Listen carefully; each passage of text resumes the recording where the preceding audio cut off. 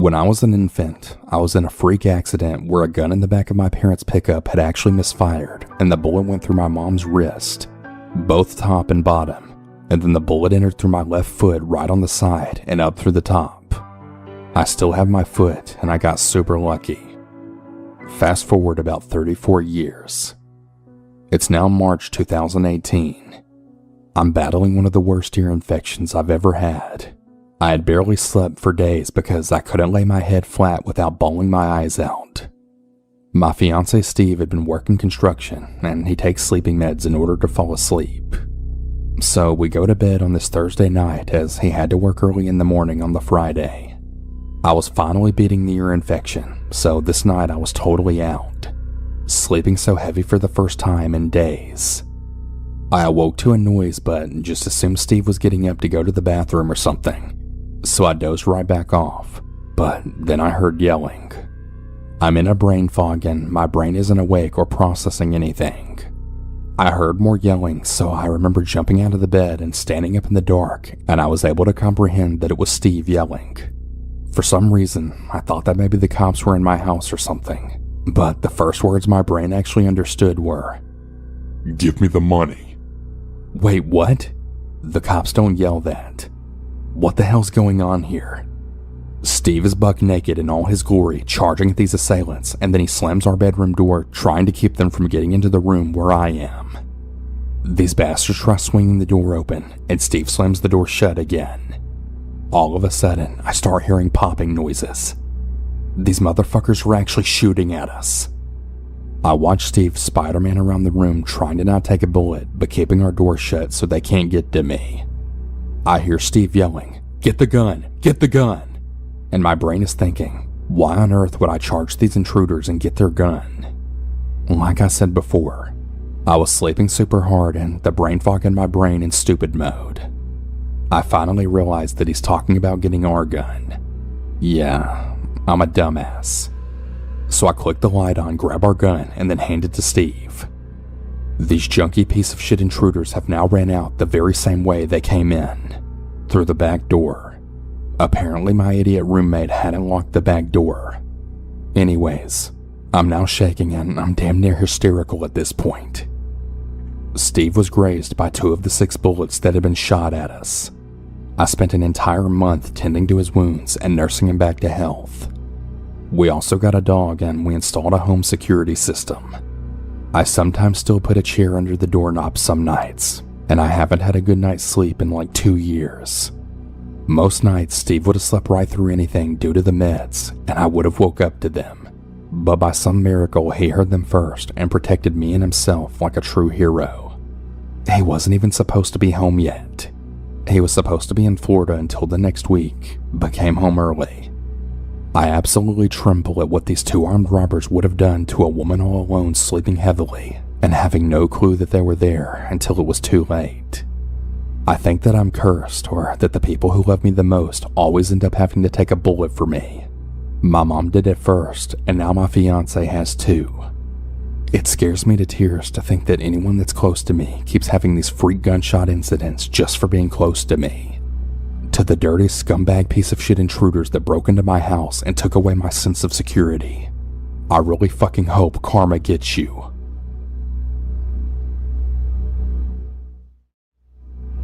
I work as a security guard for an alarm response company. We answer alarms for businesses and private residences. 99% of the time, it's usually a motion detector set off by a cat, or a restaurant forgot to disarm their stuff before the stock truck arrived to unload. In this specific case, I was called out to a house where the back door alarm was set off, like it thought someone opened it. The owner was out of town, but she was alerted by her app and she had her mother meet me there. We checked the door. It's locked. We figured that maybe someone tried the door but that it didn't budge, then setting off the alarm, but there's a light on inside. The mom mentions this to the daughter on the phone. Daughter says she isn't sure if she left the light on or not. It's a good idea to make people think someone's home, but she isn't sure. Well, that gave me a bad tingle. The mother wanted to go inside to check, but she didn't have a spare key. The neighbor did, but they were asleep and the mom didn't want to wake them. So I fill out my papers and go back to my normal patrol routes. An hour later, the same home sends an alert out. No, I'm the only one in my city zone, so I answer it again. When I pull up, police and CSI are there talking to the mother and now the awake neighbor. They're reviewing the video footage sent to them by the daughter. I look at the footage. There were 4 armed men wearing masks and hoodies that came out of the bathroom literally a minute after the mother and I left. They proceeded to rob the place. They had apparently broken in and then locked the door behind them for appearances. They're the ones who turned on the light. The mother then told me that 3 guys had robbed her daughter's home about a month before. Somehow they just knew when this girl would be out of town. They appeared smart, desiring a quiet robbery without any conflict, but they brought guns, so I guess they were prepared to shoot their way out of trouble if need be. The mother had wanted to go in that night. If she had had a key or woken the neighbor for the key, we would have likely been shot dead by these guys when we went inside. My work doesn't give me Kevlar vests or anything. If I ever get another house call when someone is there, I am definitely not going inside no matter what is asked of me. I count myself fortunate the way was blocked this time, because I was absolutely prepared to foolishly go in and check if I could. The 1% of calls where something is actually off, it's never been as bad as this one. To those armed robbers, I'm really glad we never met.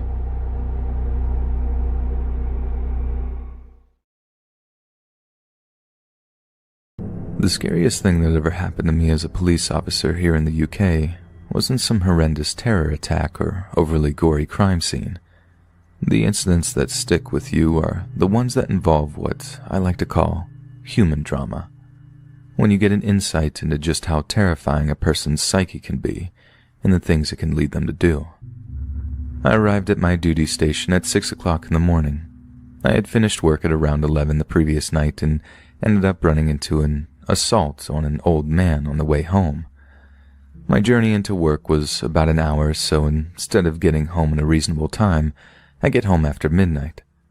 I have a quick bite with my wife and get to bed at around 1 a.m., giving me about 3 to 4 hours of sleep before I'm back on duty. It's one of the worst things about my job. We're expected to go above and beyond on a daily basis. That, I can tell you, can prove to be completely and utterly exhausting. It frays their nerves, makes the emotions rawer, and generally makes the job that little bit more difficult. Anyway, about 15 minutes into my early shift, I'm on station duties and a bloke comes in to tell us that he thinks his wife is missing. He seemed very reluctant to give us the details, and at one point, I have to drag information out of him. Essentially, they'd had some kind of domestic argument.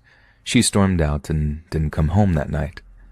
I check her on the system, and she's actually been previously arrested for a couple of domestic violence incidences. I dig a little deeper, and I discover that they are actually against her son, rather than her husband. Situations like this are rarely black and white, but this one was just all kinds of convoluted. Now at this point I am very tired and definitely not in the best of moods. I read over the notes I had written down and confirm some details, and then send the fellow home to wait for his wife. I call around the local hospitals, check our own police databases to make sure she hasn't been arrested. I circulate her details to all units in the area and then type out a digital report on the incident. After that, I'd done all I was obligated to do, and technically there isn't actually anything else for me to do other than wait for my superior to provide guidance. I go and get a cup of coffee. All I wanted to do is sleep, but something is bothering me. Something about the husband. Despite no indicators of him having committed a crime, I was deeply suspicious of him. Whenever someone appears to be withholding information, there is always a reason, and the sooner we get to the bottom of that, the better. I went down to talk with the most senior officer available, asking him if I could go over to the guy's house, have a look around, and maybe talk to the husband again. The senior guy, this grizzled older sergeant, wasn't delighted with the suggestion, because it meant that he'd have to cover the desk due to being short-staffed, but he agreed, and off I go. I arrived at the house and began to talk to the husband. I asked him if I can have a look around, explaining that there might be something that could shed some light on where she might have gone. I make a preliminary inspection of the house, finding several containers of pills with weird names. A quick Google search reveals that this woman appears to be on a cocktail of antidepressants, mood stabilizers, and the like. I also find an insulin kit, leading me to believe that if she's a diabetic, her life could be in danger without medication. I asked the husband about these, and he mentions that his wife has had some, quote-unquote, emotional problems. I proceed to sit him down, remarking that there is a lot of medication here, then asking him if his wife has more than one insulin kit. He goes pale at this point. She'd left all her medication at home. I ask him where she keeps her handbag, and we end up checking her bedside cabinet. The handbag is missing, but I managed to take a look at a framed picture for future reference.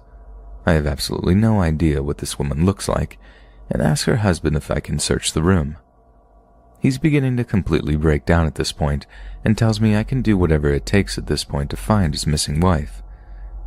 Feeling distinctly uneasy at this point with a banging headache from sleep deprivation, I don't find any sign of missing clothes in the wardrobe or any secret stashes of cash or drugs. I don't know what led me to do it, but I decided to search the bed. I turned his pillow, and there's a note under it. It's a note explaining in no uncertain terms that the man's missing wife has the intention to end her life. The note goes on to say that she cannot go on, that she's sorry for being a burden. I radio back to the police station and update them on the situation.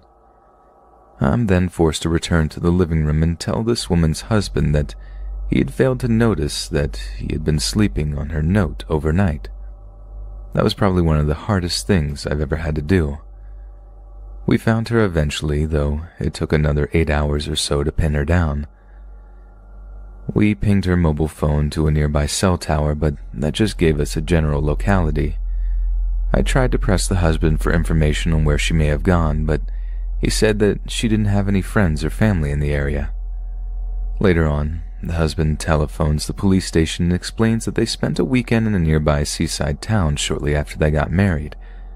I called the hotel they stayed in on that occasion, but they'd had no one by that name. I went down in person and showed them the picture. The lady at the desk told me that a guest answering that description had just left for a walk on the pier. When I went out to the pier in question, there she was. She actually seemed quite calm. There was nothing overly dramatic about her appearance or demeanor.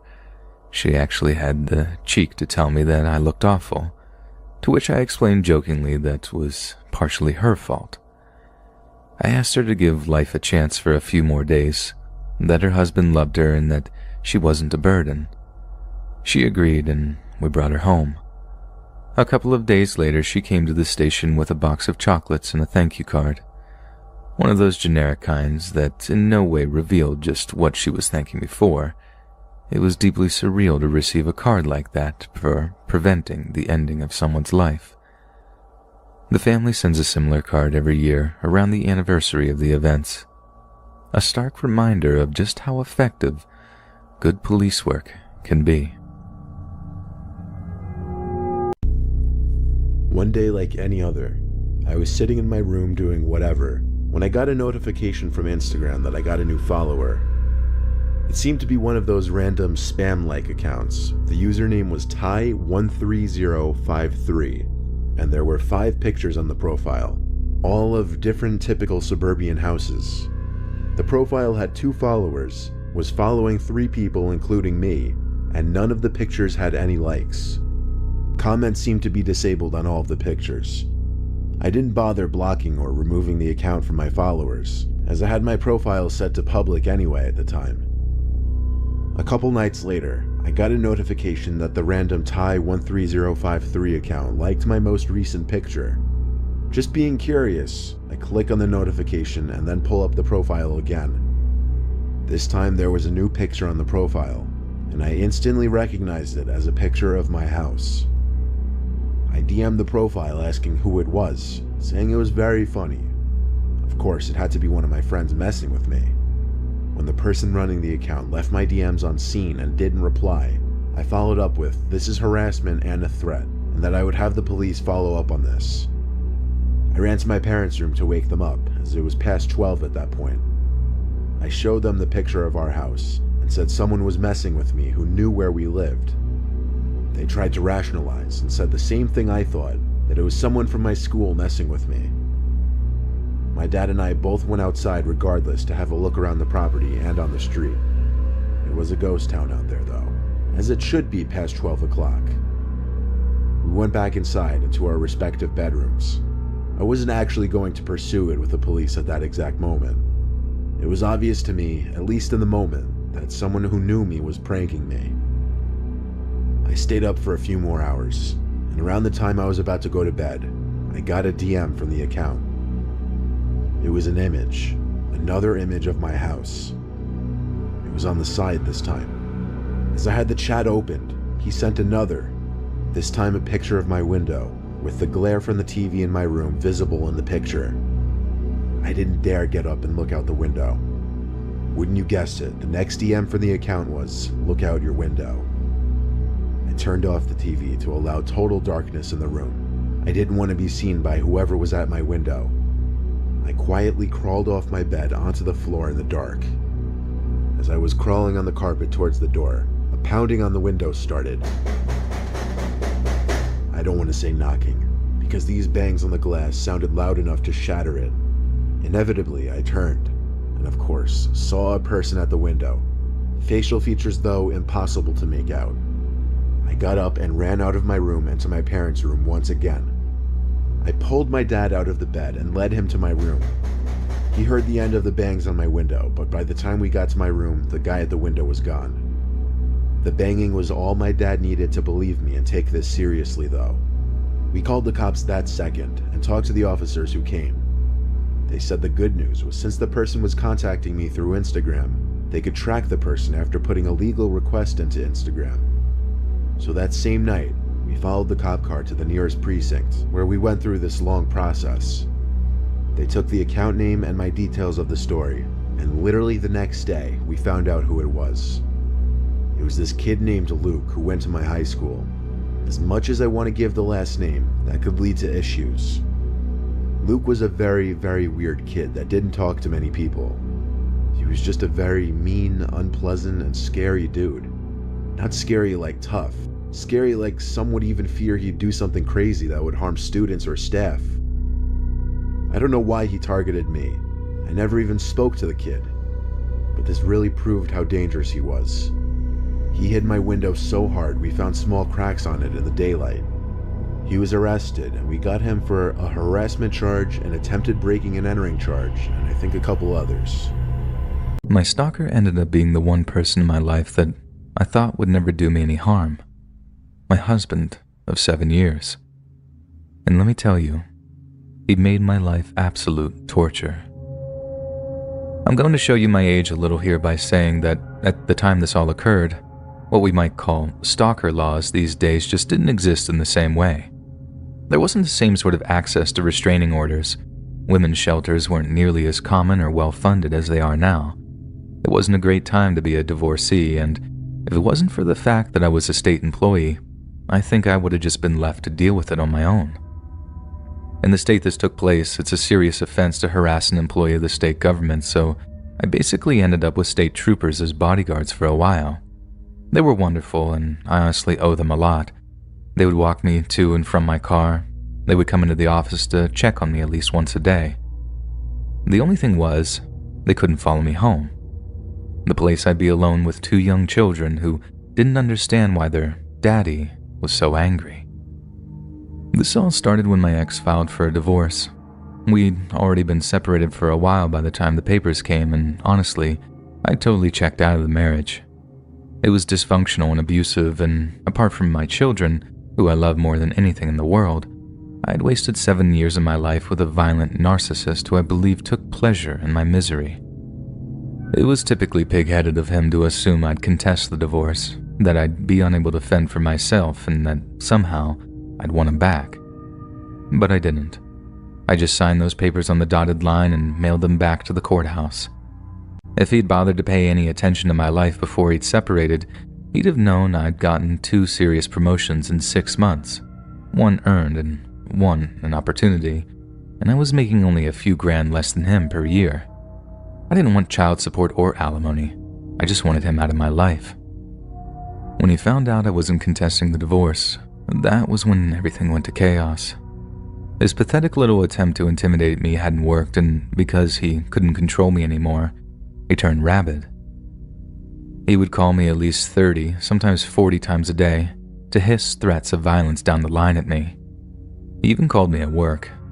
Then, when I had his number screened, he started calling my boss and lying about my behavior in an attempt to get me fired. He called my coworkers and harassed them. On more than one occasion, he came to my office and was caught letting the air out of my tires or keying my car door. He called my family to threaten them as well, then tried to turn my children against me by playing the victim whenever he had custody.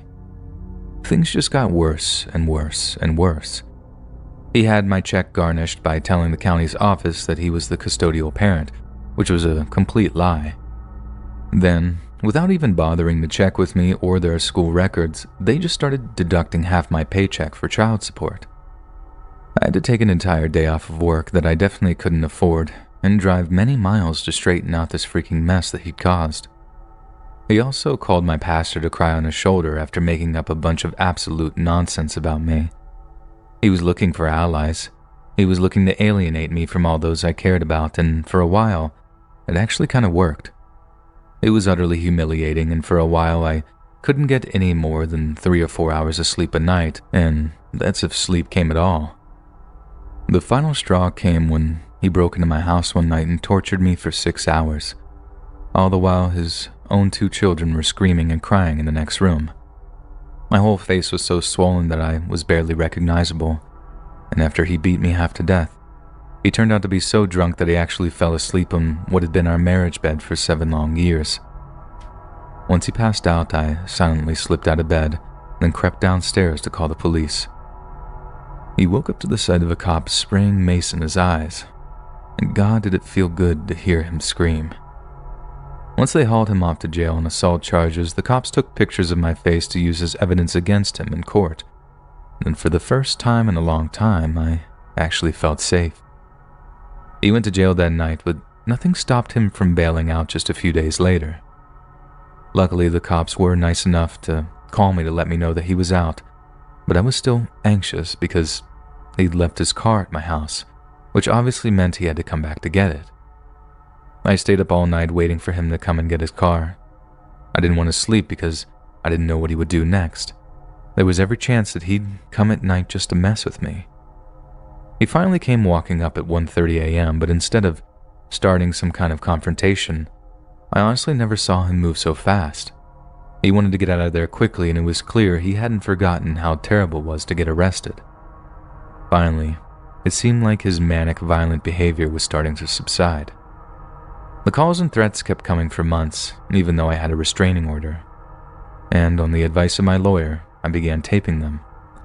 This is probably the #1 thing that ended up making a difference, so ladies, please, get into the habit of taping phone calls and screenshotting anything from your stalkers.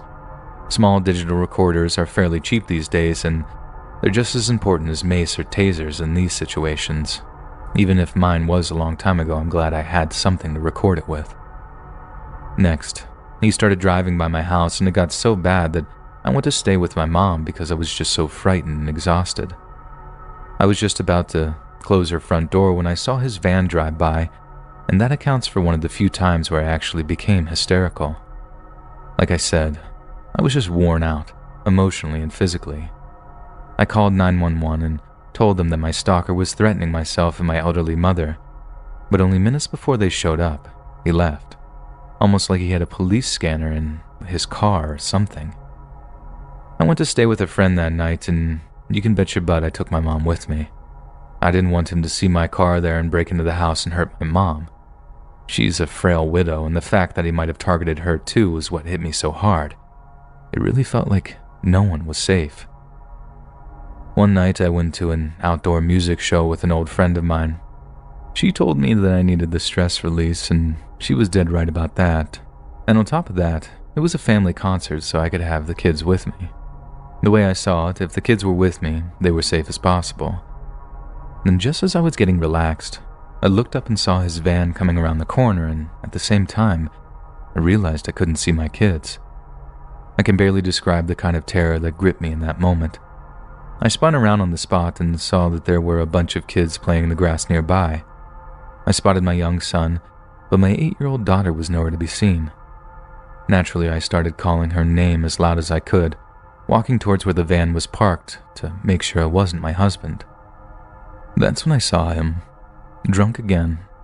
My daughter came running when she heard his voice, and she was just about to climb into the passenger seat when I caught her. She had no idea how trashed he was, and I think it says a lot that she was used to seeing him like that, how seeing him all red-eyed and slurring his words was like a normal thing for her by that point. I ran to the nearest phone booth, this was way before cell phones, to tell the cops that my ex-husband had just tried to kidnap his own children. I didn't realize how badly I was screaming into the phone because when I looked around, almost everybody at the concert was staring at me.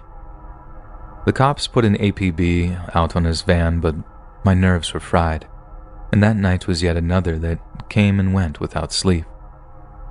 The next morning, my heroes, the state police, called me to tell me his van was now at his house. I jumped in my car and drove the 60 miles in half the normal time. When I got there, they had his house surrounded. A guy with a bullhorn was saying how they knew he was there because he answered the phone. I had no idea what was going on, but when I asked them and they identified, all they were interested in asking me is if he had a gun. I told them I wasn't sure. He never had one when we lived together, but then again, a lot of things had changed since we were living together. We sat there for like an hour, and no matter how many times the cops called his phone, he just wouldn't pick it up. Finally, the front door opens and a whole bunch of cops are screaming at him to put his hands up as he walked out. The whole time he was just hungover and feeling uncooperative, where, as we were all thinking we might just come out shooting. He gets taken right back to jail, then I drive home again, just emotionally frazzled. He ended up taking a plea bargain and just got probation, but I think the second encounter with the cops actually tipped things over the edge for him.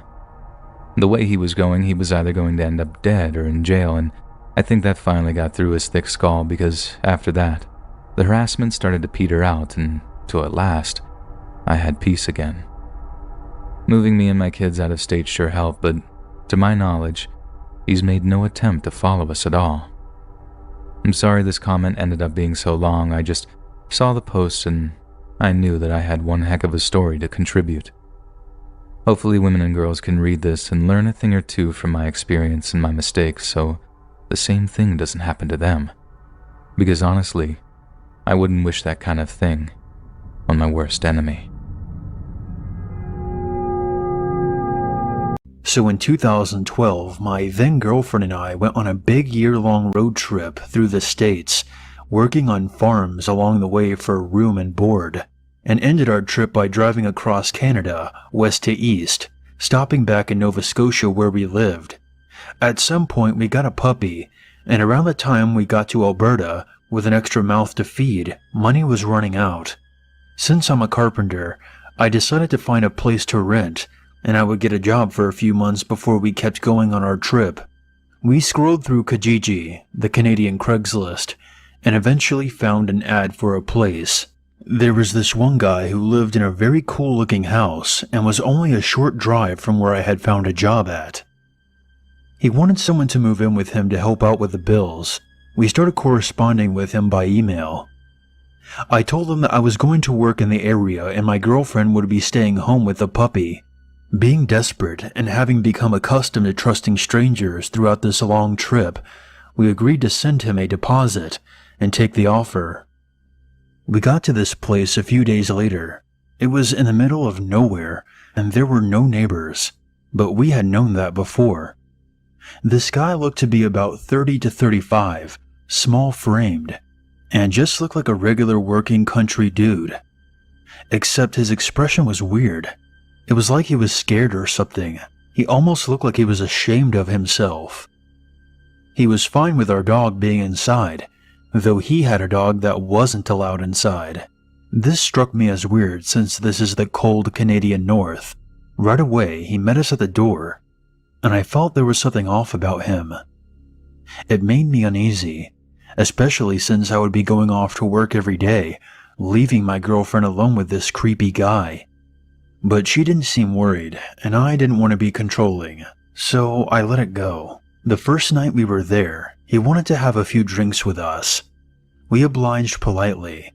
He brought us a few cans of shitty watery beer, and meekly drank his while sitting across the kitchen table from us. We tried to relax the situation and asked him a few friendly questions about himself. His answers were brief and quiet. He seemed to want friendship, but also seemed completely unsure of how to get it. He went over a few rules he had. Number 1 was to stay out of his room, which was obviously fine. Number 2 was that we were not allowed to go into the basement. Kind of weird. And number 3 was to stay away from the barn.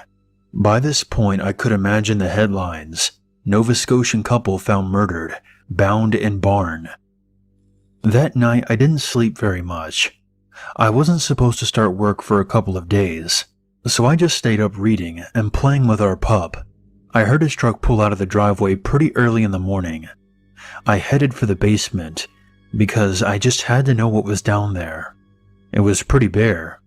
Just a few washing and drying machines and some lawn chairs. But I opened a closet door and found a weird nurse costume that looked like it was for sexual purposes. A roll of duct tape, a set of handcuffs, a shotgun, and a box of shells, all sitting together on the same shelf. I woke up my girlfriend and explained that she no longer had any say in the matter and that we were leaving before he got home. We sent him a message after we left, lying, saying that one of our family members had gotten sick and we were moving back home. He never offered to return our money, and we had no more contact with him. I'm still waiting to see him in the news. My ex thinks that I worry too much, but her parents thanked me profusely. And I still wonder what was inside that barn. My biggest mistake in high school was agreeing to take a AP physics class with the seniors. I was a rising sophomore at the time, so when I walked into a class with kids much older than I was, my teacher sat me next to the only other person there that was close to my age. He was a freshman and his name was Josh. Josh was one of those people who gave off weird vibes. He had a sloppily shaven head, empty eyes, and ate warm Skittles in class. He was short, but mean-looking, and the instant I sat down next to him, my teacher ordered us to exchange numbers and tried to make us start talking. For some reason, I really did not want to talk to him. I wasn't trying to be a a-hole, but he just scared me. Sitting next to him felt like what I can only describe as sitting next to a hungry dog, while you're holding a piece of chicken. It felt like any second he would jump on me, even though he was a good 6 inches shorter than me. It really freaked me out that he had my phone number and name, even though I didn't know the kid. I had a feeling that him knowing literally anything about me was not good. Luckily, he didn't talk to me for over a week, and after some time, I thought I was just being over-judgmental, and he was just a socially awkward kid. One day, about 3 weeks later, after I started the class with him, he talked to me. He asked something like, "You're the girl that drives the F-150, right?" And reluctantly, I said, "Yeah." He then told me that cars were a hobby of his, and he had seen me driving and liked my truck. Although I was caught a bit off guard, he seemed innocent and nice, and we kind of became friends after that. He started texting me a lot after school, asking me a bit about myself and sharing a bit about himself too.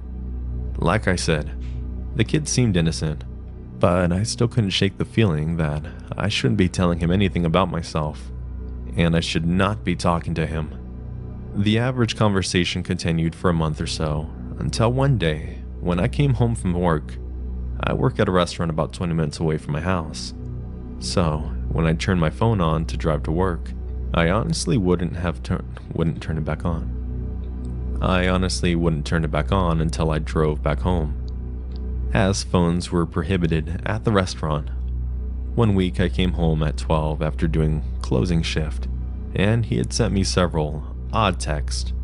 They all consisted of, "I love you," and "I want to take you to homecoming," and "Be my girlfriend."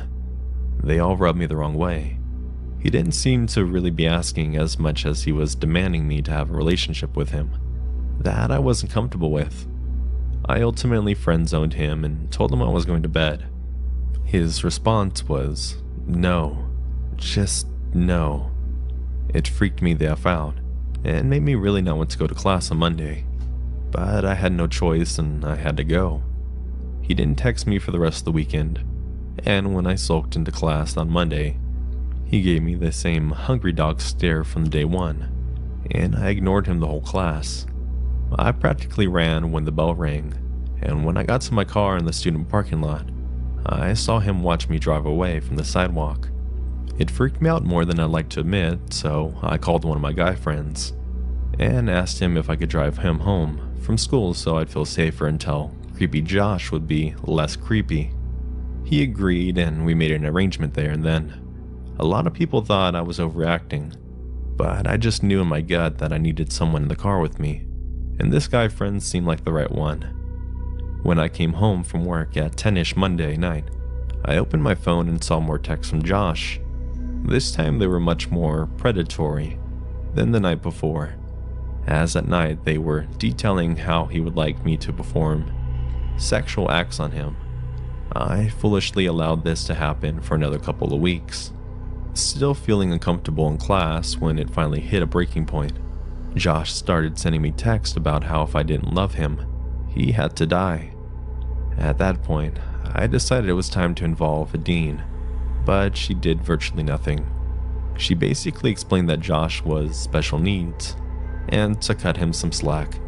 Despite the predatory tone of the messages, she told me she would talk to him about it, but not to worry, because he likely wouldn't do anything. I was infuriated and told my dad, who has his army of Italian brothers, who all decided to keep an eye on him. The creepy messages didn't get any worse, and eventually they stopped after I blocked his number. That was when the really creepy stuff started. The cameras outside our houses kept picking up a person at night, someone very similar looking to Josh.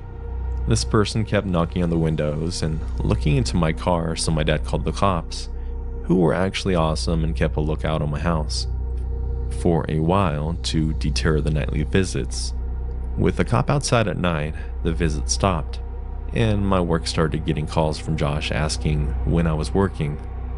My manager ended up alerting security, who threatened him to stop calling. Then Josh decided to start frequenting the restaurant where I worked at every day and leave paper cranes on the table saying, "I love you," with my name. And my new boyfriend's name isn't good for you. I am. He started following me to class, to my car, to work, even though I pretended he wasn't there, and I was still driving my 6'3" guy home friend with me. I refused to leave my house without a group of people, and debated skipping prom, and becoming a hermit because he made me feel so unsafe anywhere. Eventually my dad decided a restraining order would be a good idea, and I did get one granted, so he couldn't walk near me or contact me for 5 years. Thankfully, this finally caused the year-long nightmare to stop. I didn't see Josh again until my senior year, when I was walking down the hall with my friends. He saw me coming, stopped in his tracks, and slowly watched me walk past him with that same hungry dog look. That initially scared me the day I met him. You're probably wondering why he never got in any trouble when I contacted the dean and the police. Well, where I live, there's a bunch of laws that make it exponentially harder for someone with special needs to be punished for creepy behavior, even though they're just as capable to execute the behavior than the average person. The last time I saw Josh was on graduation, when I could have sworn he was the one in the front row waiting for me to get my diploma. Although it's possible he was there for someone else, a part of me knows he was there for me. If there's one thing I've learned from all of this, it's that this can happen to anyone. I never thought this would happen to me until it did, and it robbed me of my safety, high school experience, and peace of mind. Always trust your instincts in someone. You are not required to be nice to anyone who makes you uncomfortable. That led me to now. I'm happy. I'm in a serious relationship with an awesome guy. And, in a weird way, I'm glad I was able to learn from this whole experience.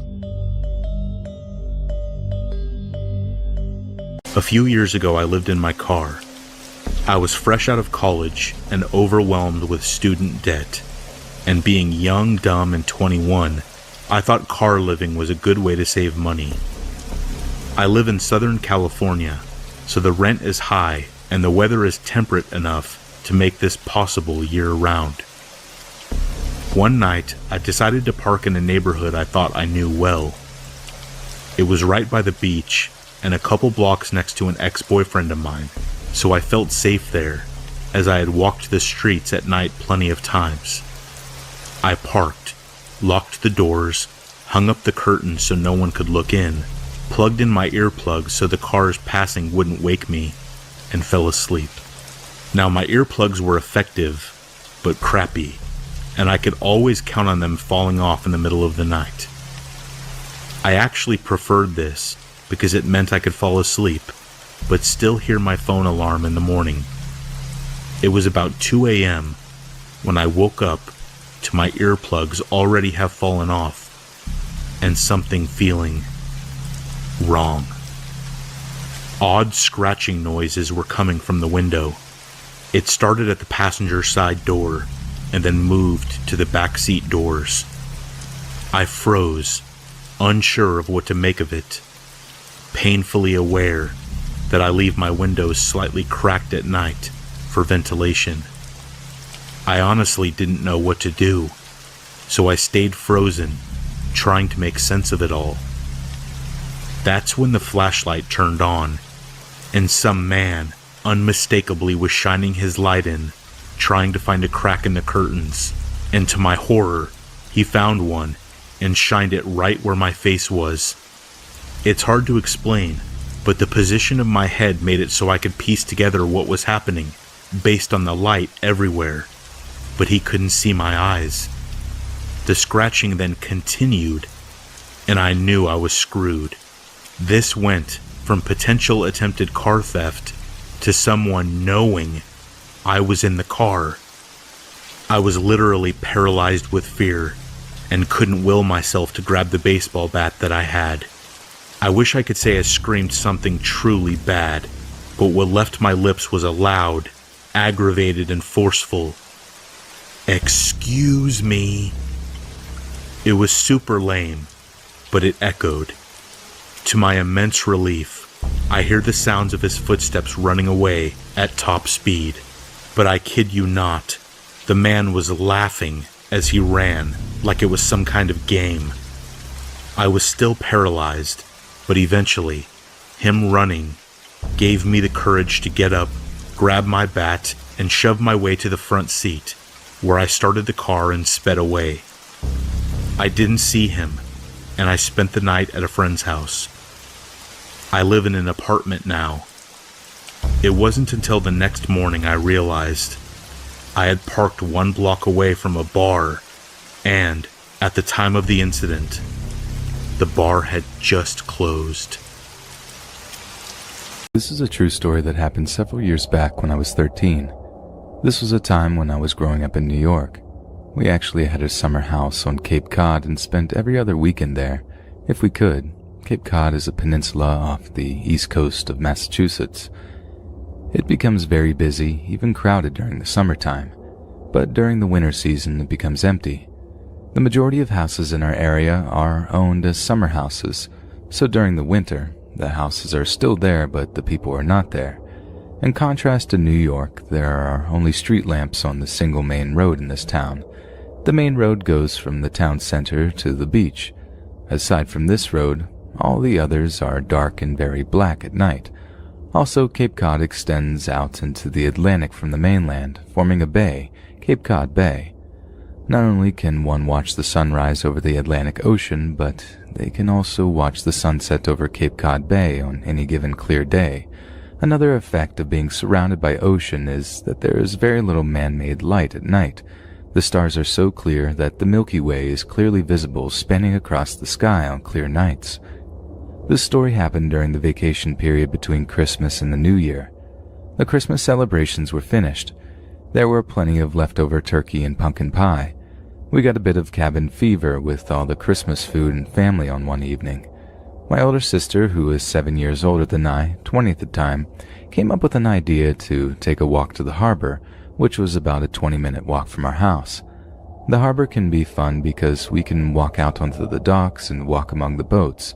While I was a bit creeped out to walk around a deserted beach town on a cold winter night, I also thought it would be fun to get out of the house and maybe even a bit exciting. We headed out. Across the street from our classic Cape Cod cottage is a field with a forest at the other end. At nighttime, I would also have a little fear that there would be a psycho watching from the tall grass. Perhaps he would have an axe. But while it kept my nerves wary, I knew it was my imagination.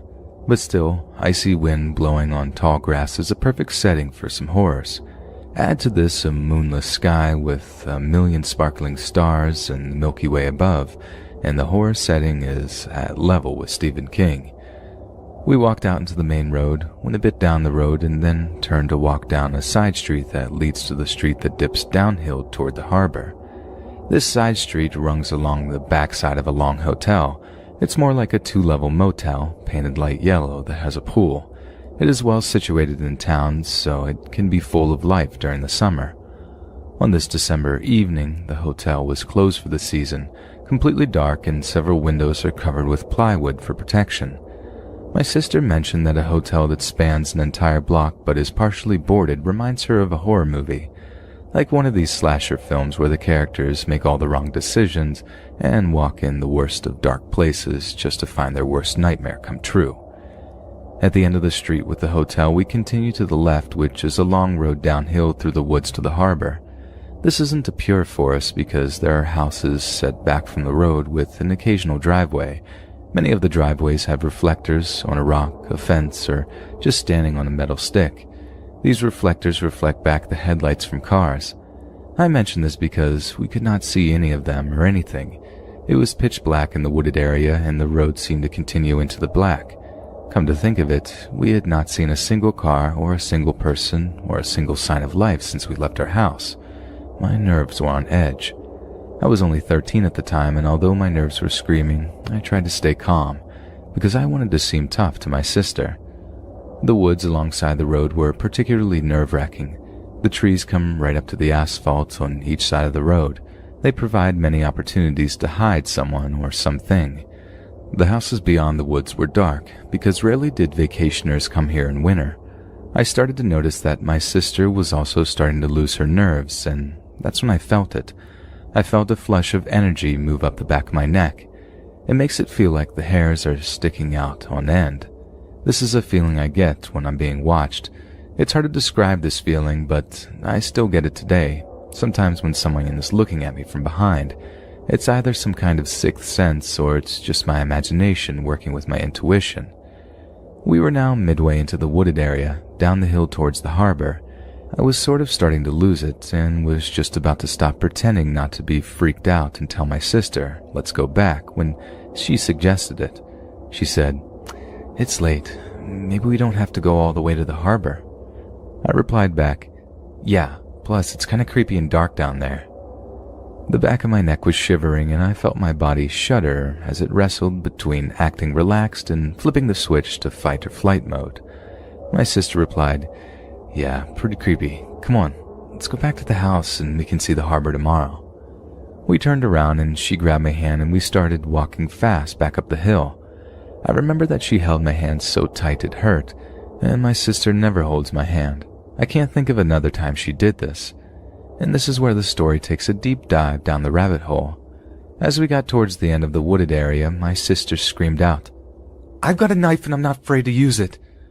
And she did not lose any rhythm of her fast walk while saying this. We crossed the street and headed onto the street with the backside of the closed 2-level motel. My sister continues speed walking and looks back. She let out a little panic noise and looked back again. She then commanded me to not look back. I was utterly freaking out at this point. Aside from the eerie vibe of the dark, empty street and my own inner panic, I had not actually seen anything out of the ordinary, with the exception of my sister's completely and now suddenly insane behavior. Then she said, "When I say run, you run, okay?" "Okay." We were almost at the main road, a block from our street, and she screams, "Run." We book it. She let go of my hand and both broke into the best sprint we could do. I could hear our footsteps banging the asphalt and could also hear several other steps banging in the distance. We cut across the grass area to a shortcut towards our street and ran through the front yards of our neighbor's house to make a beeline for the front door of our house. We made it. We both ran in and locked the storm door, which is mostly glass. I was panicking, but not sure if there was anything or if we were just going crazy. It was a strange transition from outside, which was terrifying, to inside the warm lit house, which seemed safe. I was questioning what happened in my mind. I could sense that my sister was also questioning herself whether there even was a threat, or we both just lost our minds out there. I asked my sister what she saw, and she said that there was a man that was standing at the edge of one of the driveways. We walked right by him on the way back. She said that when we were behind the hotel, he crossed the street and was following us for a while. She said he was looking right at us, and although we were walking very fast, he was gaining on us. She explained that it doesn't make sense that a man would be standing out there in that dark, wooded area. Honestly, I really don't understand what happened that night, and I'm not sure how much of what my sister said is true, if she was seeing things or not. But one thing is for sure, I realized that I prefer walking to that harbor during the daylight.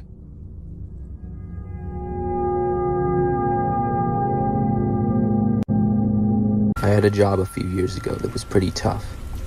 I worked some insanely long days and got home very late at night sometimes. One night I was working late, and I left work so sleepy that I could barely stay awake. I began driving home, and after about 10 minutes I knew I wouldn't make it all the way back before falling asleep. I pulled into the next exit where there was a 24-hour Walmart that I knew of. It was sometime after 2 in the morning when I got there. My goal was to just walk around a little bit to wake up, and maybe buy an energy drink or something with caffeine in it. I got inside the store and began to walk around. I only saw a few customers at the front end of the store with some employees, but other than that it seemed almost completely empty. I was walking around the back end of the store for a little bit, slowly starting to feel more awake, when I noticed someone walking behind me. They were walking behind me at an extremely close distance that was very uncomfortable. I stopped and looked behind me. There was a man that was no more than 5 feet away. He stopped as well and stared at me with a blank look on his face for a second. He was about 6 feet tall, wearing a brown suit jacket with a brown turtleneck. He then turned and walked away into a nearby aisle. I continued to walk around the store, but it wasn't long until the man was back again. This time, as soon as he got close, I turned to him and said, "Can I help you?" He once again just changed directions and walked away. I decided it would be best for me to just leave at that point. I went and got an energy drink and checked out. I was feeling more awake now though, and also a little bit creeped out by the man. I left the store and walked back to my car. Something about the way the man was staring at me just kind of gave me the creeps. Luckily for me, I was way more awake now, and I was able to drive home without any problems. If that were the full story, it would be bad enough, but sadly it's not. I drove home, and of course when I got there, I fell asleep immediately. But I woke up about an hour or two later to the sound of a truck engine running very loudly. I looked out of my bedroom window to the street. I saw a truck sitting on the street in front of my window. In the front seat was the same man staring at me. He still had that blank look on his face. Almost right away after I looked at him, he screeched his tires and sped away. I've never been able to figure out who this man was or what he wanted from me, but I never did see him again. Anyone who's ever worked a night shift job will tell you that it eventually gets old. I remember being really excited about starting my first night shift job. I thought it would be so cool, like that episode of SpongeBob with the hash-slinging slasher or something. It was nothing like that at all. In fact, it got plain old repetitive after a while. I'm a male nurse and I had been working in a hospital nearby. It was a long commute and extremely unbearable. Once I finished my contract with the hospital, which was about a year, I decided to apply for another job, one that was a little less stressful and disorganized than the hospital. I got a job at a child psychiatric unit. Working with children with mental illnesses seemed like a cool job. Maybe cool isn't the right word, but meaningful. The hospital left me with this feeling of trying to save people who were going to die anyway. But with these kids, I could make a real difference that might turn their life around or find a way to let them cope with whatever is wrong with them. I was all around excited about it. The pay was even higher, which had me really excited too. The only problem was that the only shift available was the night shift. The hiring manager told me that there might be a day shift position available within a couple of months, and I would be the first one to get consideration if it opened. But that was about it. So there I was helping kids. At night. The only issue with that is that they were all asleep for the most part. The only time I got to do anything was when one of them woke up or started misbehaving. This very quickly became the most boring job I had ever worked in my life. About a month went by, and something moderately frightening finally happened. It was a night like any other.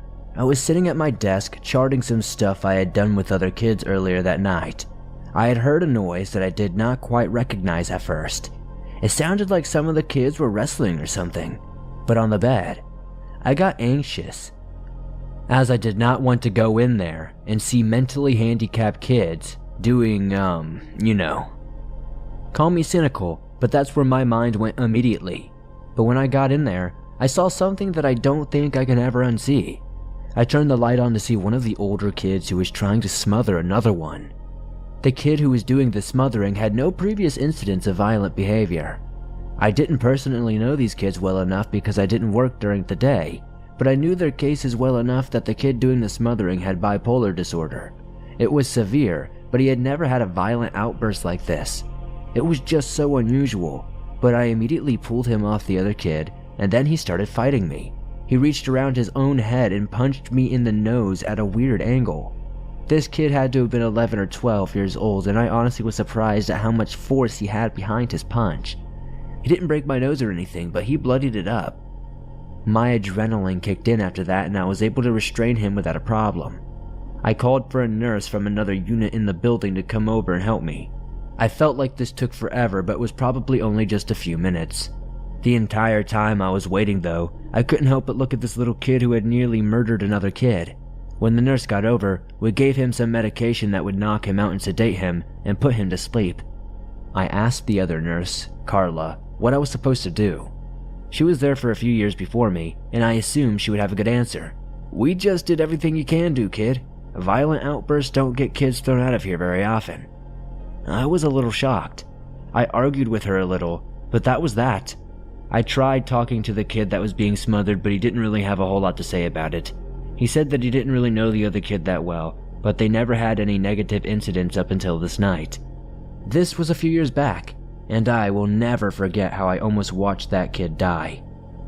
If I had just been there a few minutes later, he could have been dead right now. It wasn't long after that experience that I started looking for another job. I got one a few weeks later, and I did my best to explain the situation to my case manager. She didn't seem to understand or care, and that's not my problem anymore. I was an emergency dispatcher for 9 years before Katrina hit. The summer before my junior year of high school, I decided to get involved with law enforcement after doing a couple of ride-alongs with the police department. I had half expected them to be full of car chases, wailing sirens, taking down bad guys, but when I saw what they really did during their patrols, it completely changed my opinion of cops in general. It wasn't about being cool with a badge and a gun. It was more about community policing. They knew people by their first names, helped the elderly with their groceries, and kept local kids out of trouble. They were making a difference, not just two guys on a power trip gunning people down for no reason. So I started running the radio part-time on the weekends and during the summer when I was out of school, eventually moving into a full-time position after high school when a position opened up. It's not exactly illegal for someone under the age of 18 to work at a dispatch center, but I wasn't allowed to actually answer 911 calls without an APCO certified operator on the console with me until I was fully employed and fully qualified. And just so you all know, APCO stands for Association of Public Safety Communications Officials, and it's standard all over the country for people to get certified by them before they can work in dispatch centers. It was, however, very illegal for me to run the NCIC, National Crime Information Center, computer without being certified to do so, and there was absolutely no way of that happening until my 18th birthday. So I ran the medical and fire dispatch console for all of Mobile County when I was part-time, and got my certifications when I graduated. I was also a volunteer firefighter, EMR, during this time as well. Also not illegal and quite common in rural parts of Alabama, but I suppose that's all another story. I was a 911 operator in Mobile, Alabama the same day Hurricane Katrina hit the Gulf Coast. We started getting lots and lots of calls from over in New Orleans and the Mississippi Gulf Coast for some reason. I guess because they started routing through to us after all the 911 centers to the west started going down. Anyways, I got a call from a woman who said she was trapped in her house on Gordon Street between Florida and Law. I was confused at first because we have a Florida street here in Mobile, and after checking and double-checking and not being able to find her address, I asked her what city she was calling from. New Orleans, came the reply. My heart sank. Water had completely flooded the ground floor of her home and was slowly, gradually rising. I asked her if she could find any way out of the house, if there were any accessible windows on the second floor she could use. She said no, that she lived in a small single-story home that had an attic, and that was all. I tried to route her to New Orleans 911 and New Orleans Fire Department, but could not get through. Dispatch centers up and down the country were experiencing the same ridiculous volume of calls from the NOLA and Gulf Coast areas. When I finally did break through and reach a department somewhere, the lines were dead, brought down by the sheer ferocity that the hurricane brought. I tried to keep her calm, talking to her about her friends and family, the life she had before the storm arrived. She seemed like a popular woman. Her concerns were mostly for elderly relatives that were even less capable of protecting themselves than she was. I'll never forget that. The selflessness she displayed even when she was in such dire straits herself. When she said the water was waist-high, I told her to climb up into her attic with some food and water to keep her going. She joked about emptying the fridge, taking everything up into the attic. Might as well finish off last night's leftovers if the refrigerator would need to be replaced. She was such a strong woman. It's amazing how the human spirit can bloom even in the worst of situations. Something I've found time and time again while working those phones. After a while, I heard her voice begin to get panicky, her breathing becoming short. She began to tell me that the flood water was beginning to leak up into the attic through the floorboards, how she didn't expect the water to have risen so much. I was stunned. I hadn't expected that either. In fact, it came as such an unwelcome revelation that I began to panic myself. Other than the roof, there was nowhere for the woman to escape to if the water kept rising. I asked her if there were any attic windows she could climb out of. She said no. By that point, I was starting to really worry. She was indeed trapped in an enclosed space with floodwaters rapidly rising. In desperation, I told her to find something heavy, something she could use to bash out the roof tiles or smash through a ventilation unit so she could escape onto the roof. For a painful few minutes, I heard her grunting and cursing as she used some unknown object to try to break her way out. I listened as the strikes grew weaker and less frequent. She soon returned to the phone with terrible news. I can't do it. I can't fit through the vent either. What am I going to do? She was panicking, shouting now about the amount of water seeping into the attic, how it was ankle height and rising fast. I honestly felt my heart break in my chest when I heard her voice break as tears formed in her eyes. She was crying, and she was losing hope. I told her I would stay on the line with her for as long as she wanted me to. I did so, staying on the line and listening as she cried, prayed, cussed, and prayed some more. A little while later, I could hear her struggling to keep her head and phone above water, and then the phone went dead. To this day, I don't know if she lived or died. I quit the dispatch center about 3 months after Katrina. I booked myself into counseling sessions at a therapist's office over in downtown Mobile, hoping it could help me rationalize and compartmentalize some of the more horrific calls I had to handle. But I was surprised to hear that the therapist actually thought I should quit. He specialized in cop and dispatchers, the kinds of people who rub noses with the worst of the worst on a daily basis. He went on to explain that people only have so much of a capacity for trauma, how I may have just reached my limit. But I have no regrets. If I had to burn out the last of my wits staying on the line with that poor, ill-fated woman over in New Orleans, it was worth it. I'd do it all again, in a heartbeat. For a bit of... A week ago, me and my little brother were walking our French bulldog Buster around our block to our mailbox.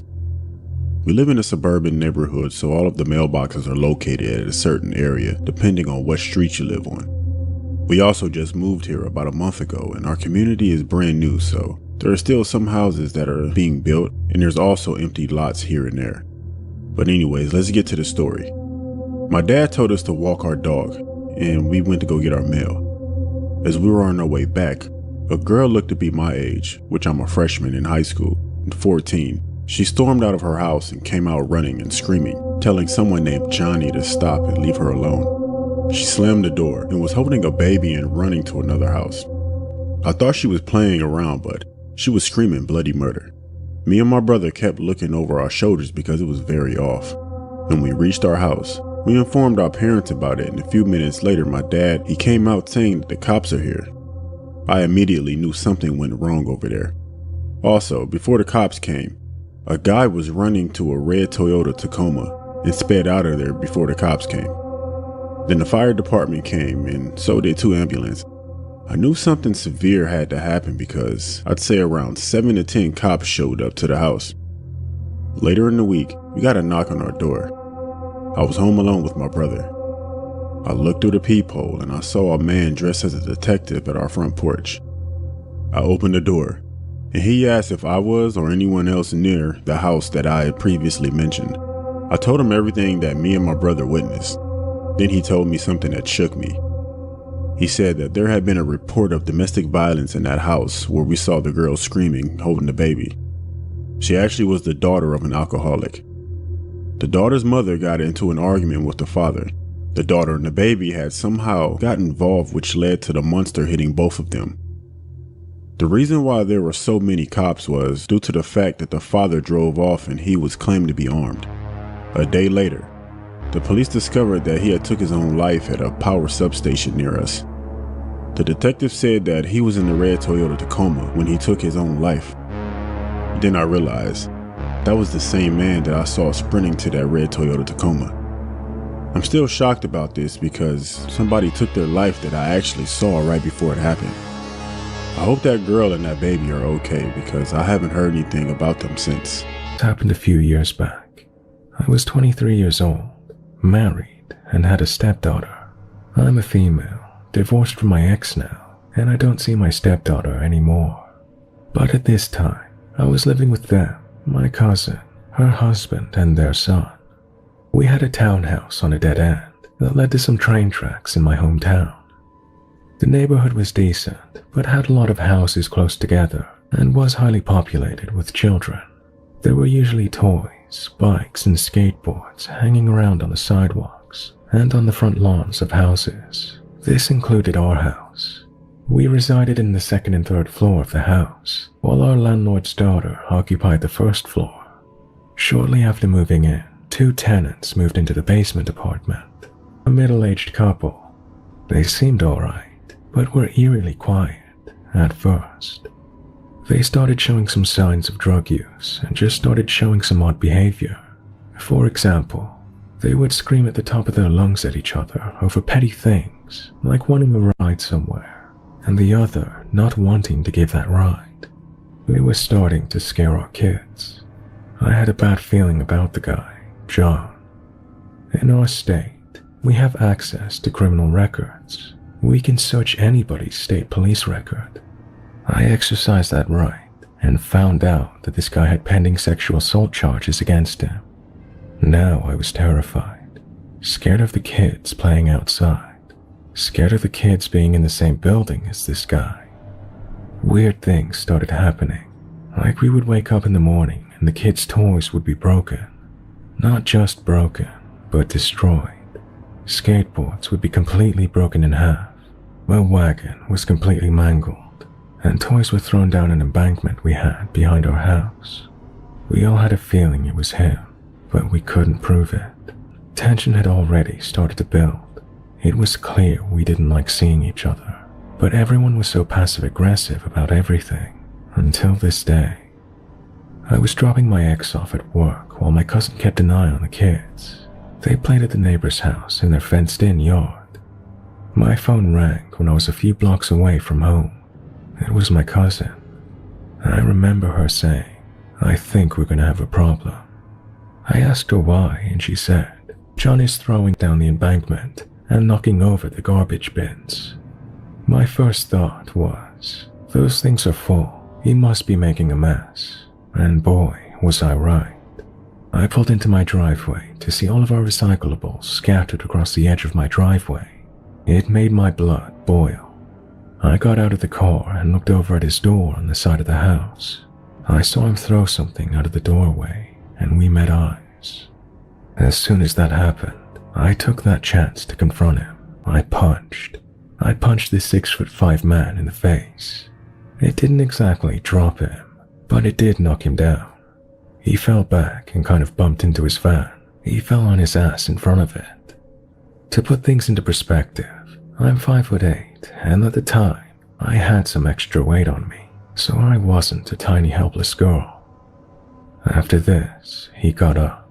With a vengeance, he threw punch after punch after punch. So did I.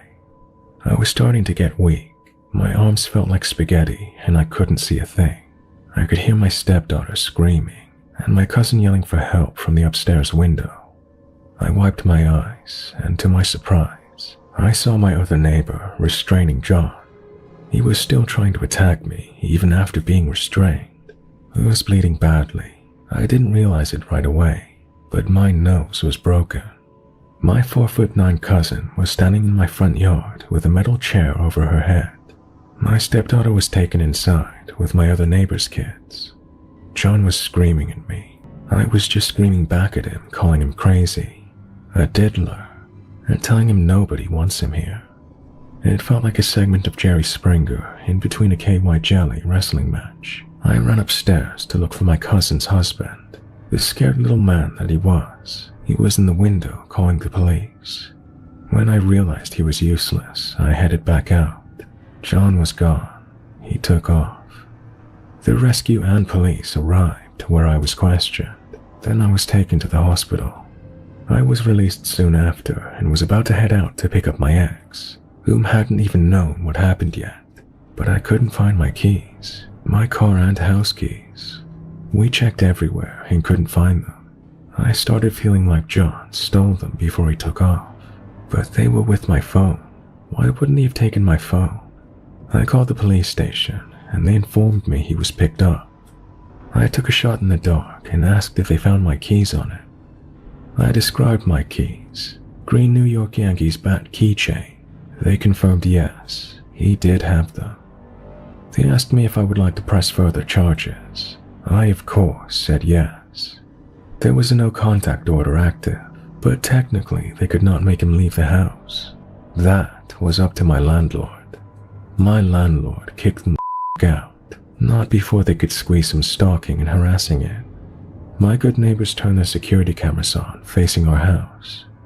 One morning his girlfriend was standing in front of the house, yelling at us. When we watched it on the footage, what we couldn't see was that he was standing right at our door.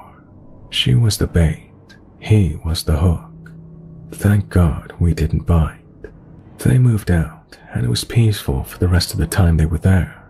I still see them here and there, usually walking and usually looking angry. Good.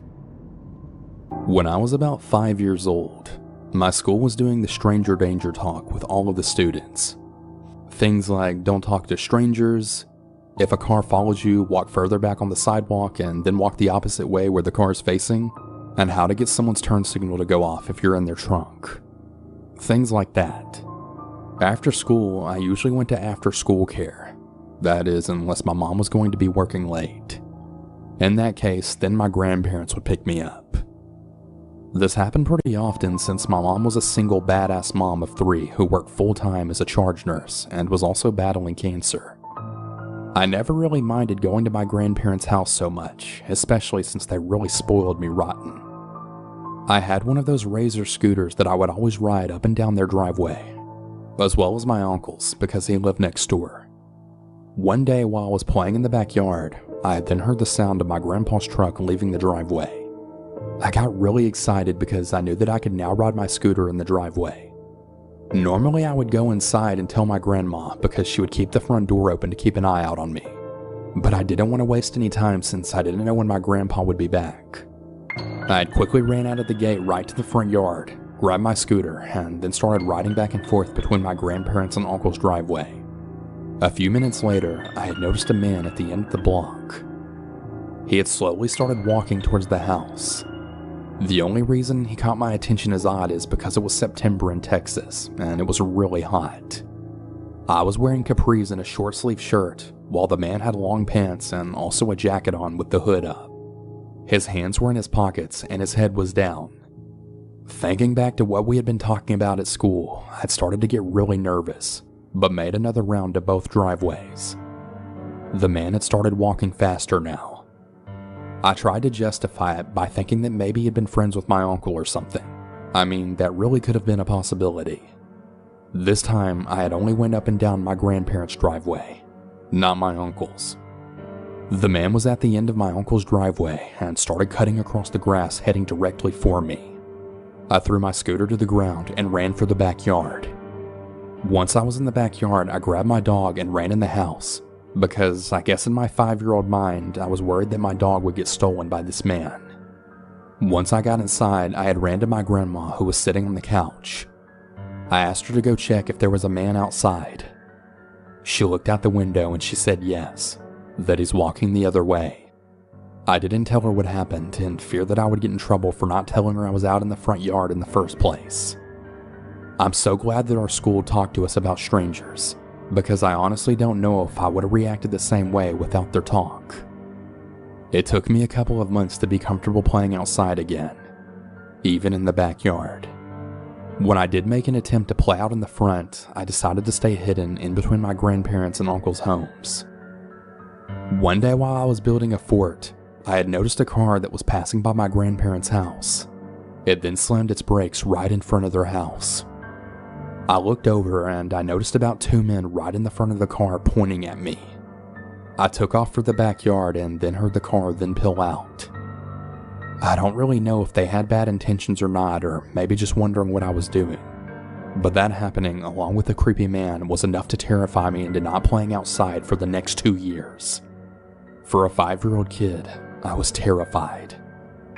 For some context, I'm a 16-year-old male. Last year I got into a horrible accident which resulted in me almost dying. Because of that accident, my chest and my breathing starts to hurt at random moments. My limbs also start to shake uncontrollably. Anyways, I live and was raised in the countryside. We live on a really big property with a lot of bushes and trees. I'm also very paranoid and I don't typically trust any strangers. So it's 1:30 in the morning and I'm watching a movie while on the couch. My parents were asleep and my sister was out of town drinking when suddenly I saw the motion detecting light flip on outside. The shutters were shut, but the light was so bright that you could actually see cracks of light coming right through the shutters. Then I heard the back door start to rattle. I thought it was just my sister who had come home from drinking. She didn't come in for another 20 minutes though, so I asked her what she was doing staying outside that long. "What do you mean? I just came home," she said. I brushed it off thinking that it must have been the wind because there was a very heavy storm going on that night. Me and my sister part ways for the night, and we both go to bed. The next night, it's 1:15 a.m., and I was making myself a sandwich in the kitchen, which connects to the garage. I also want to add that my dog and cat also sleep in the garage. Then out of nowhere, my dog started going crazy, barking really loud. At first I thought he was barking at the cat, but when he didn't stop after a minute, that's when I started to get suspicious. Then I remembered what went down last night. Like I said before, I'm really paranoid, so I go to grab my knife since all of the guns are kept in the garage. Just when I'm about to go into the garage, my dog finally shuts up. I put my ear against the garage door for several minutes. Nothing. Really freaked out, I just decided to go to bed. I decided I would tell my parents about it the next day, but they just brushed it off. It's now the next night, and it's 1:46 a.m. At this point, I was honestly just expecting for the dog to start barking, with my knife in hand. And there it was. My dog started going absolutely ballistic yet again. This time I rushed to the garage, and just as I'm approaching it, I then start to hear shuffling in the garage. Now I'm positive somebody's in there. I slammed open the door, and what do you know? Nothing. I searched the entire fucking garage, and still nothing. I tell my mom since my dad was on a business trip. I told her that we might need to call the police. She didn't believe me, and she actually forbade me from calling the cops. I went back downstairs thinking I was going crazy. Maybe this really was just all in my head. And that's when I then heard a whistle right through the window. I then ran to the window and opened the shutters. Nothing. I started walking to the garage when I heard another tap, followed by another whistle at the kitchen window. I swung open the blinds to see the motion sensor light on. I burst in the garage to grab a shotgun, but it's empty. I was looking everywhere for the ammo, but I couldn't find one single shell anywhere. That's when I then realized that the shotgun ammo wasn't the only ammo that was missing. All of the ammo, rifle, pistol, revolver, and shotgun were all gone. Then I heard 3 taps right on the garage door right next to me, followed by yet another whistle and a laugh. Luckily, I knew where my dad had kept the spare ammo hidden at, so I grabbed the shells from the hidden stash, which was luckily not found by the guy. I go back inside the living room to hear more taps and whistles at every fucking window. The living room window, the kitchen, the game room, the garage, everywhere. The guy kept tapping and whistling and sometimes laughing at every fucking window. I really have no idea how he was managing this. We live in a really huge house. He must have been literally sprinting around the house, and even if he was, it would be almost impossible to keep this up. I was waiting outside the kitchen door for him to show up at the window, and there it was, the taps and the whistle and that damn laugh. I then burst out the door, locked and loaded. He was gone, or so I thought, because when I then looked up, I saw a tall, slim black shape in a hoodie right on the roof. Just when I'm about to shoot it, I drop to the ground, unable to breathe because of my condition. While I lay there on the cold ground, I aim my gun at the guy on the roof, but my body starts to shake uncontrollably, also because of my condition. The guy jumps down, and I kid you not, he puts his fucking lips right on my ear and starts whistling. I lay there pretty sure I'm about to die, when he then starts walking off in the direction of my pool. After 2 or 3 minutes, I scramble myself up using my shotgun as a sort of walking stick because my legs are still shaking. I thought that he was now gone, so I went back inside. This time when I told my mom, she finally believed me. But just right when we were about to call the cops, we take a look outside the window, and I kid you not, we actually saw this guy's head popping out from the pool. The cops eventually arrived and they searched the property. They found all the missing ammo in our shed. They also found muddy footprints all around our property, and get this, the words "oh no" carved in the wall. We also managed to find out that he got inside the garage by moving a heavy metal plate which blocked a hole to the outside. An absolute nightmare. So to the whistling, psychotic, laughing maniac, I dare you to come back so I can finish the job this time. Years back, I was a few box pharmacy and convenience store. It was right across my backyard, and I could probably sprint there in under a minute if I really wanted to, so it really worked out for me. I was in my late 30s. I worked out quite a lot, and while I was fit, I was still a smaller girl. Even though I was married, I would constantly get hit on and asked out. It was pretty flattering, but it always made me feel really awkward. Now, this particular store I worked at was in a really weird part of town. It was on the right side of town to attract the Karens, but close enough to the not-so-good side of town to attract the drug addicts, drunks, and psychopaths. Anyway, let me say that I'm not someone that gets scared easily. I've had someone high on meth crash their car into the side of the store, causing the back of our store to bend inward because we didn't carry pineapple juice. I had a man pick me up and throw me over his shoulder and start walking out the door with me, saying that I'd make a good wife. Yeah, that's one for another time. Anyways, it all started on a Sunday morning. I remember this because I was really busy building end caps and making sell signs. I was working with my favorite coworker, so the day was flying by and I was really bubbly this day. There was a man and his son that came into the store and they made a beeline for me. The man was probably just a little under 6 foot and he was skinny. The man had dreadlocks and a long skinny silver earring dangling from his ear. He also had this really tan trench coat that I found really odd because it was summer. Nonetheless though, I had then greeted them and asked if they needed some help. The man spoke with a really thick Jamaican accent, and he said that his GPS stopped working, and he wanted to see if we had any. I let out a really small laugh, thinking he was messing with me. No, that would be at Best Buy or something, but we do have a small section of electronics on this wall over here. I indicated the wall to the back of me. Oh, thanks, he said, taking a look but also keeping his eyes on me. Something about those eyes just really chilled me. He was speaking another language to his son, but I kept going on about my task for the day, and he would call me to help him, asking me questions about chargers and SD cards. I answered them, and then he started telling me how beautiful I was. Really awkwardly, I had thanked him. You must work out, yeah? He asked. Yeah, yoga mostly. Yeah, yoga more and more uncomfortable now. He made some more comments about my body, telling me how he loved my tattoos, and he was just really being a creep. I tried to stay polite though, and eventually I just walked away to do some more work. I started to avoid him, but he was still staring at me. The man had his phone out, and I kept hearing the shuddering of a camera. I went to the office to tell my other coworker that I thought the guy was taking my picture, and I was just really feeling uncomfortable. He then came out and watched over me. Shortly after my coworker came out, the man and his son then left. By the time the end of my shift came, I forgot about him.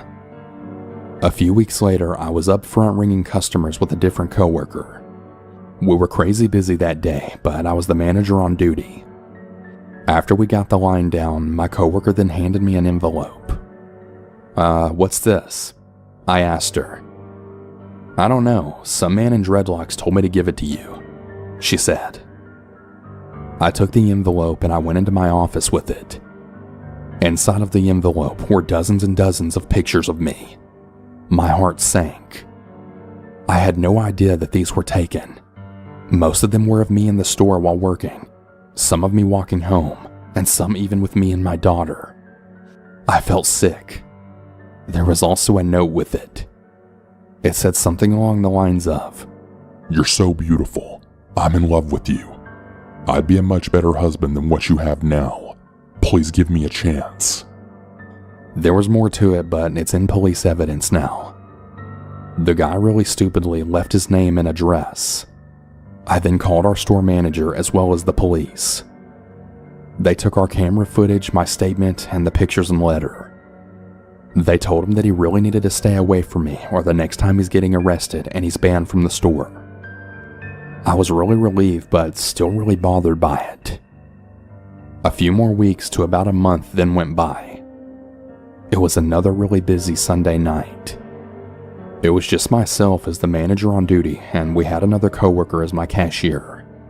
We were ringing things up together when I noticed a man staring at me. The man was tall with a medium build. He had the same earring and long trench coat as the other man did. This man was really scary. His eyes were just cold and really dead and angry. It felt like they were staring right through my soul. He didn't have anything to purchase, just stood and stared. I tried to smile politely at him, then another wave of customers came. I got lost in helping everyone, but didn't see the man anymore. Even when things calmed down, I still didn't see him. I decided to go start facing the back of the store, and I told my coworker to call me if she needed me. As I was back there, I heard that Jamaican accent and all over. I looked up at the mirror to see that same scary man on the phone. Yeah, she's here. No, it's just one other girl here with her. I can grab her when she leaves. No problem. I was absolutely horrified. He didn't see me, so I slowly made my way up to the front. I briefly tell my coworker what's going on and then call the police and store manager. The cops took him away. A few days later, a detective came to speak to me. The two men were brothers. They were abducting women and actually using them for human trafficking. He told me I was really lucky. I later found out that they had apparently found a woman beaten to death in their apartment. They've both since gone to prison. This still gives me really bad nightmares. What happened to that woman could have easily been me, but thank God it wasn't.